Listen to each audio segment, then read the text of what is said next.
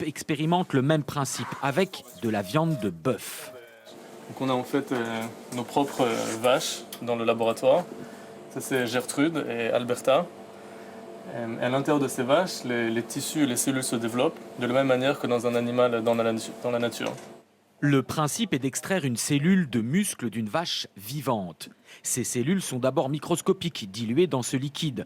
Les scientifiques font grandir et proliférer ces cellules, un procédé similaire à ce que les médecins font pour produire des tissus, pour des greffes de peau par exemple. Sauf qu'ici, ces cellules vont produire de la chair. Dans ces boîtes de culture, les bouts de viande commencent à se former. Ces incubateurs sont une vache contrôlée ou artificielle, dans laquelle les cellules retrouvent leur environnement d'origine et continuent à se développer comme si elles étaient à l'intérieur de la vache. Elles ne voient pas la différence.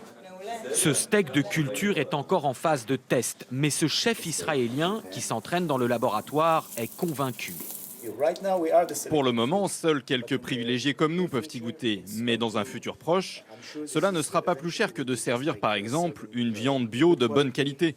Et pour protéger la nature, c'est la bonne solution. Aujourd'hui, l'élevage, notamment bovin, cause plus de pollution et d'effets de serre que l'ensemble du trafic automobile mondial.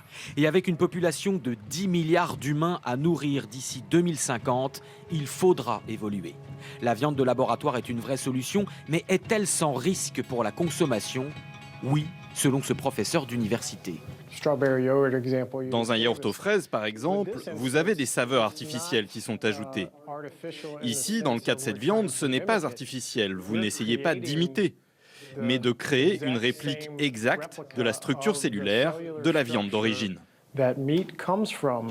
Du côté des producteurs traditionnels, c'est un autre discours. Cet éleveur du Texas est furieux qu'on puisse un jour appeler cette nourriture de la viande.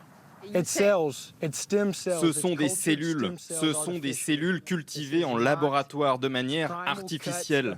Ce n'est pas un morceau de viande issu d'un animal élevé en plein air. Ce n'est pas cela. Après, s'ils veulent appeler ça cellules de viande bovine de laboratoire, libre à eux. Pour autant, les grands groupes agroalimentaires, y compris de boucherie, commencent déjà à nouer des partenariats avec les entreprises de viande de culture, conscients qu'il ne faudra pas rater ce virage révolutionnaire dans nos assiettes.